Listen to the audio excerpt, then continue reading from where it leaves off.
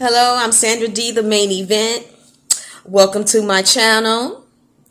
We are on the road of talking about the narcissist. Okay, we are not talking about hair today, and we are not talking about food. We are talking about the narcissist. So I wanted to come in this video to talk about discard. Okay, the reason why I wanted to follow up on this video is because it does go with the devaluing stage, but also in his service also asked me if I could cover this part too as well. So I wanted to come to you guys and talk to you about the discard. Okay, but before we get started, let's do a recap of some of the things that we do know. Okay, we understand that the narcissist chose you, okay, because you're destined for greatness. Okay, we also know that the narcissist is a adult who was traumatized as a child and never healed from it. Okay, so they repeat,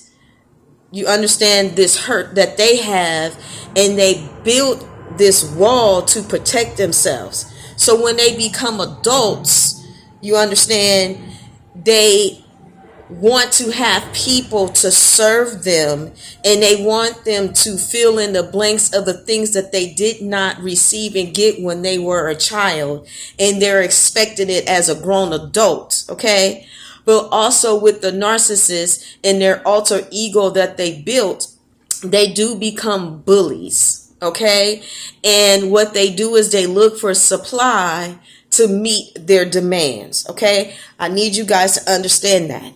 They also are professional and great, okay, con artists. Okay, they are opportunists, and what they're looking for is a transaction for them to be able to extract those gems from your life. Again, you're destined for greatness. Okay, when you met the narcissist, you met them as being non-threatening, okay? Because they played shy brother. Any of y'all seen the 5 Heartbeats? Y'all know what a shy brother is, or you want, or for the women, shy. I'm sorry, for the men, shy sister. Okay, pretty much it's a way of having a wingman or a friend go and approach someone that you would like to talk to, and that friend is going to speak on the person that's interested in you on their behalf, you know, as a way to have the person be open to them to have a conversation with. Okay,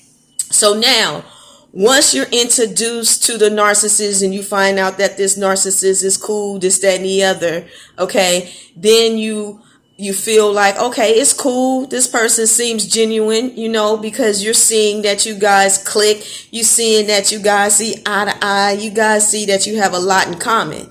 Now, majority of the time when a narcissist meets you, they have already been stalking you and you just didn't know. They've been checking you out from afar. Okay, they been like Tupac, all eyes on me. Them eyes has already been on you. They just needed someone that could either get you to introduce them to you, or they introduce themselves and being in a non-threatening way, like, you know, shy, maybe a little timid. Maybe some of them may have been a little confident, but they was humble. Okay, so this is some of the things that you need to understand when you're dealing with a narcissist. Okay, now you guys go out. They're asking you a whole bunch of questions. Okay, but you so giddy, you so happy because you thinking this person is wonderful, and they are. And the reason why they're so wonderful is because they mirrored your attributes, your essence, who you are. And so they played that role in order for them to be able to click with you, to see eye to eye with you, and to connect with you. Okay, so this is why you thought that the narcissist was so wonderful. Now, when you're in the love bombing stage and they're probing and asking you all these questions, I like to call it the interview, because really what they're doing is getting to know you, but they're getting to know all that they need to know on how to con you. Okay? They want to see how you can meet their supply and demand in their lives. Okay? Now, sometimes it's long term, sometimes it's short term, and sometimes they'll put you in other categories. You might just be a flying monkey or something, but we'll get into that another time. Okay? But what you need to understand is all of these things are designed in the interview phase. Because depending on the questions that the narcissist asks you is going to depend on, in their mind, how long they gonna pull this scam on you. Okay? So in the love bombing stage, they're getting the tea. And because you think they're wonderful, you spilling it. Okay? And sipping it with them too. Okay? And you feel like this person is amazing, the best thing since sliced bread, because they put you high on a pedestal. Okay? Filling in the blanks of the things that you said that you were looking for and the things that you said you didn't want. But also letting them know the things, that, I don't play when it comes down to X, Y, and Z. Whatever your X, Y, and Z is. Okay? They're getting all of this information. So in the love bombing stage, you be like, loving you, oh, because it's beautiful. And you be like, shooby-dooby-doo, so you feeling amazing. You feeling great. You like, oh, man, it's so refreshing, because you really thinking you met somebody that was on your level. Okay? And they making sure that they showing out. Okay? Just showing you like, oh, this is what it's like to have X, Y, and Z and A, B, C. We're going to get to that. We're going to get more into this a little later. But let's keep on going, you guys. So what's happening in this stage is they're putting you on this pedestal,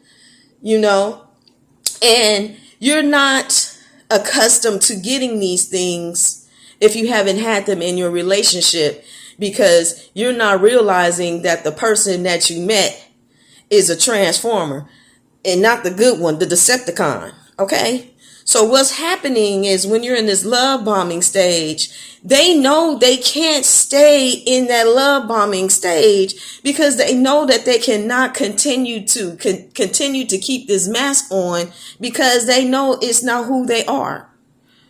Okay? The reason why you feel the way that you do about them is, like I keep telling you guys in the videos, is that they mirrored you. Okay? In essence, what they did was copy your personality to get in good with you. And because they don't really have this personality trait, and that's not who they really are, they can't continue to be something that they're not, because it's going to wear off. Okay? So what they do in that love bombing stage is to get you into what I like to call a trance. Okay? And the trance that they do is like, how you see those shows and they be hypnotizing people, but they be having this watch. Okay, well, they hypnotized you, but they did it with words and deeds. Okay? They got on your real good side. The side where it's impossible or hard for people to get over on that side, when you can see that they ain't no good. But when you don't know no better and you think it's safe, you know what I'm saying? You open the door wide open because you don't see them as a threat, because they didn't appear or show you that they were a threat to you in your destiny. Okay? So now in that love bombing stage, they hypnotized you. They put you in a trance. They put you to sleep. And at the same time, they were brainwashing you to make you think that they were this wonderful, amazing person. Okay? But once that mask started to slip, do you understand? And they started showing you who they really were, because they couldn't continue to fake the funk. You began to ask questions because you realize what you saying ain't adding up. You like 1 + 1 = 2, but they'll tell you it equals 3. Okay? So when you start questioning and you start saying to them, this ain't what you said to me, and they be like, oh no, you misunderstood me, or I never said that. That gaslighting to give you reasonable doubt that they didn't say that, but they did, but you gonna give them the benefit of the doubt anyway. That's what they want you to do, because they're training you to think that what you thought was wrong, but it was correct all along. Okay, you guys got to get this, and I hope that someone out here is understanding the words that are coming out of my mouth.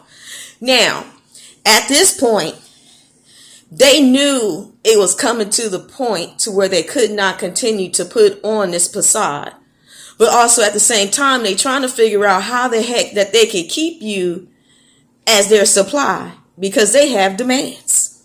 Okay, so during this devaluing stage, they actually put you on a timeout. Now, the timeout is to decide what they're going to actually do with you. Are they going to keep you and see if they can get you back into that love bombing stage? Okay, or are they going to flip the script and know that they about to leave the relationship and start a smear campaign?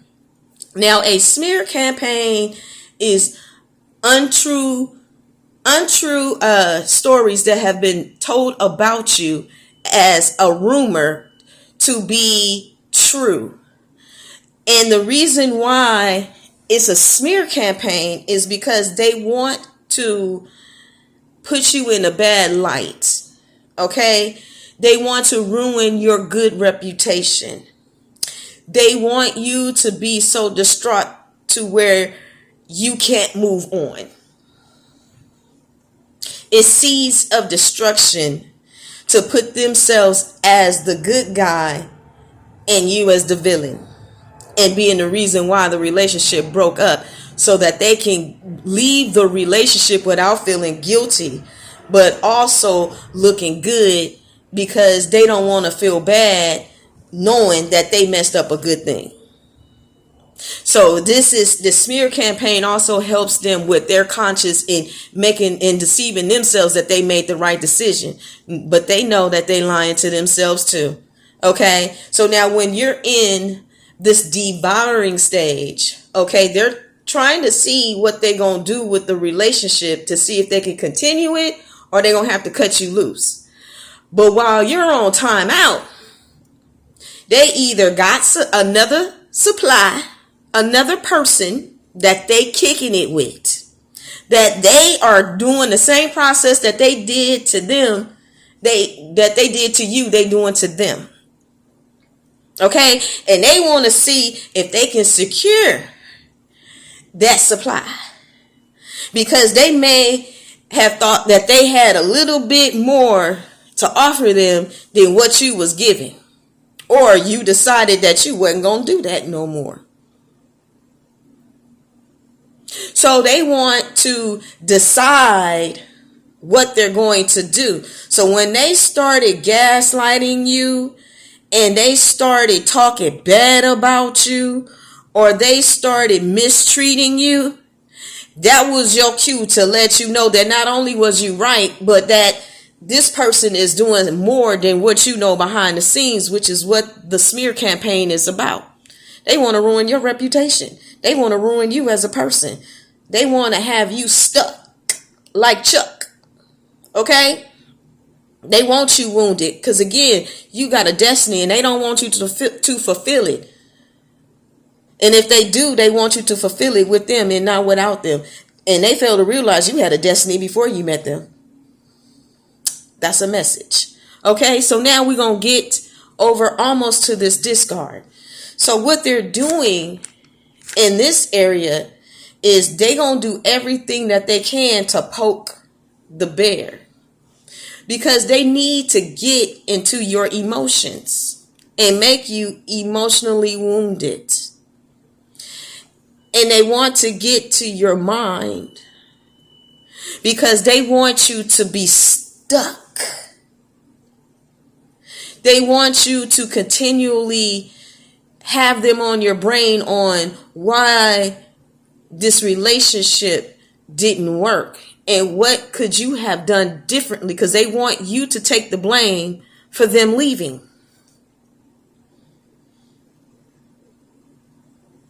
Because they want it to be your fault. So they're shifting blame, pointing the finger, if you will. This is what the whole smear campaign is about. Okay? Then once they feel like, oh, I got this supply, and they feel like that supply is what they need because they feel like the grass is greener on the other side, that's when you start getting the silent treatment, or you've been ghosted. For real, for real.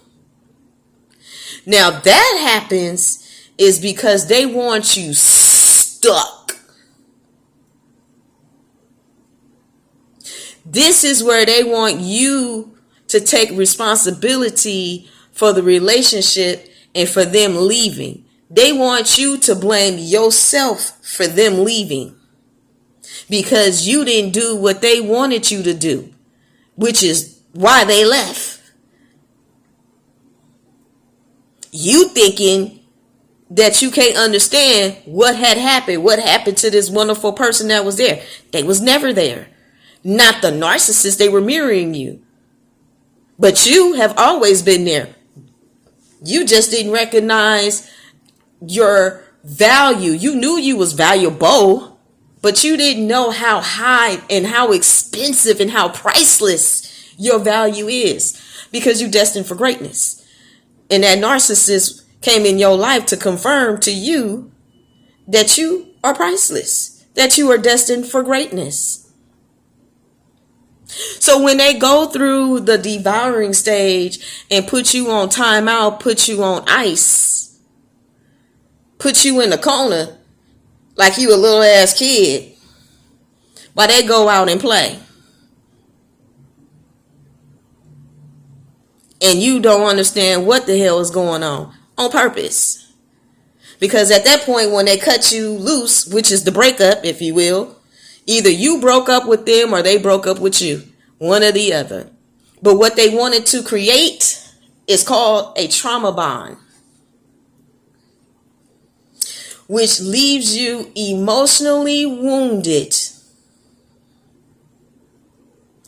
and has you consistently in your brain thinking, what happened? You want answers, but they won't give that to you because they don't want you to have that. And the reason why they do that is because what they're trying to do is, just in case if that supply don't work out, or they can secure that supply, they want to see if they can come back and get you into more abuse for you to take. And some of them are setting you up because they want to treat you like Love and Hip Hop. Y'all know Atlanta Love and Hip Hop? If y'all don't know that show, y'all need to go ahead and see season 1, or go and watch the Atlanta Hip Hop, the episodes where they running it back and they talking. Y'all need to see that. And what you need to understand, and why I'm recommending this, is Stevie J was this music producer. He had a star that he wanted to coach or sign, Jocelyn, okay, the Puerto Rican princess, okay, and she used to be a stripper. And then he had someone he was already with, had a family, okay, good, wholesome girl, Mimi, sweet as pie, loving, kind, thoughtful, all that stuff. But he wanted to treat her like a doormat, and then he wanted to bring Jocelyn up, as the side chick. Because the narcissist, if he can, he wants his cake and eat it too. And wants you to be okay with it.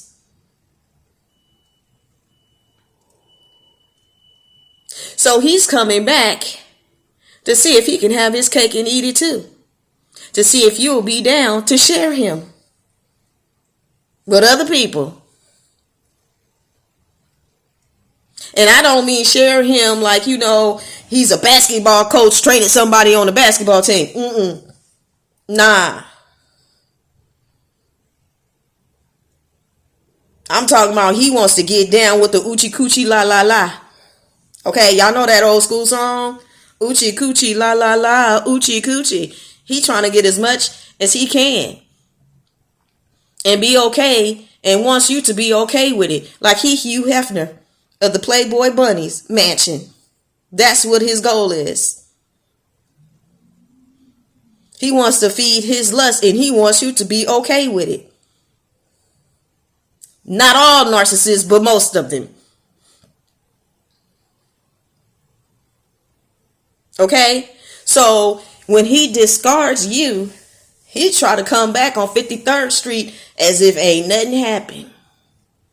No apologies, no sorry, sometimes no nothing. Just walking in the door like kumbaya, like a makula matata, like ain't nothing happened. And you looking at this fool like, what the hell? Depending on how long they was gone for. Now, sometimes what they'll do is, let's say they tried to reach out to you 2-3 months later or whatnot, or however long, and you decided you wasn't going to respond.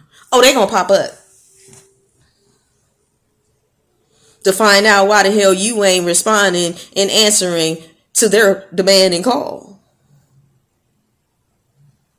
Like you supposed to be sitting there in the corner having a Coke and a smile waiting on that ass. Make that make sense? And then if you don't respond, they'll do everything that they can to try to get you to break your no contact. Because they want you to sign up for more abuse as if they own you. And you like, don't nobody own me but Jesus.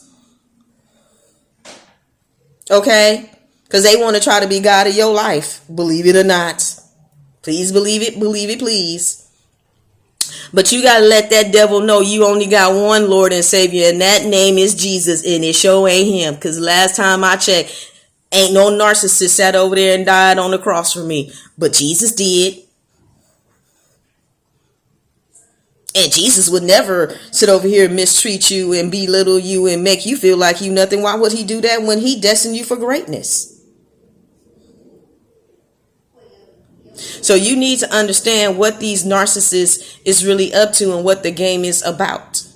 So a discard is pretty much just a breakup to end the relationship.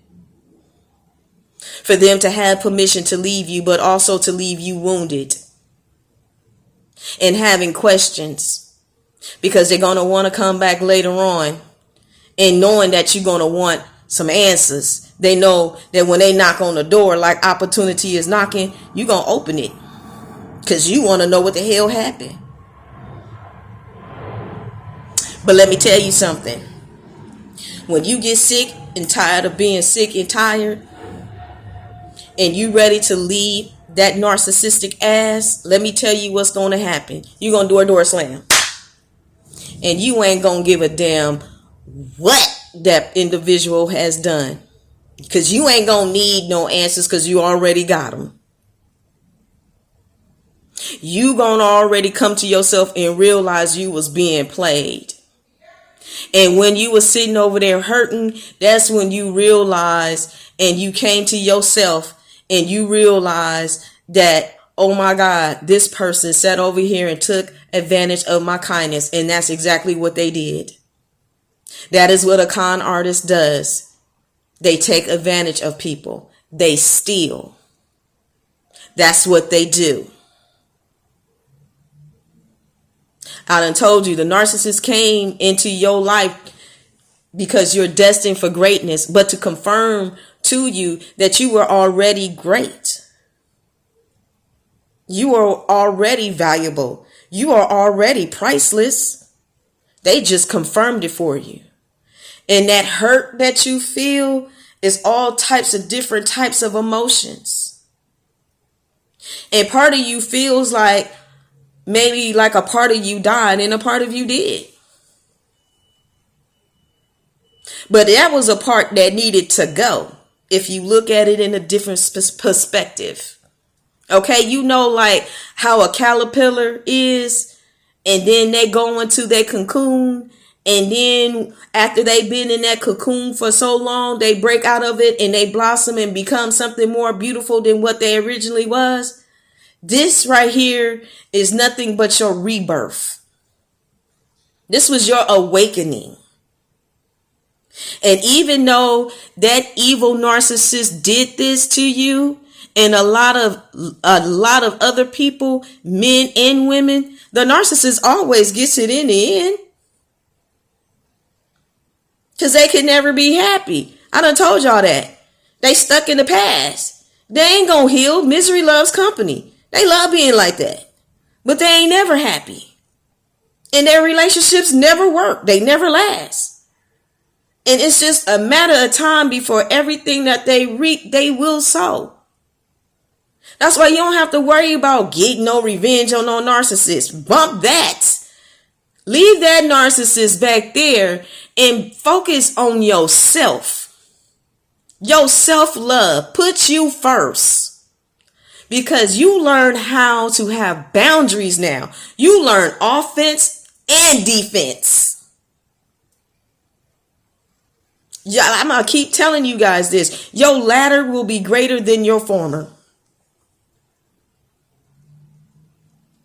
You are coming out of this better than what you recognize, understand, and know. It may not feel like it right now because it takes time to have to break all of that BS off of you. Because it ain't just how you felt about the whole situation, but you have to really do some soul searching, and you really have to look deep within, and you really have to apologize to that child within yourself and apologize to you and say, I am so sorry that I allowed this to happen to you, that I left you open and unprotected. I did not realize. And then forgive yourself because you didn't know. But now you know way better. You willing to do something that a narcissist ain't willing to do. That's work. You willing to go through the process as painful as it is. You willing to do the work. And the work that you do, you will be rewarded for. Does it take time to get to the other side? Yes. But when you get there, yes, as long as you don't give up and you recognize and you realize you don't need that narcissist. You never did. They was just passing the hell through. Now you remember what I told you. You're valuable. You're priceless. You're talented. You're wonderful. You're beautiful. You're a king. And to my kings out there, remember, you are destined for greatness. I'll see you guys in the next video.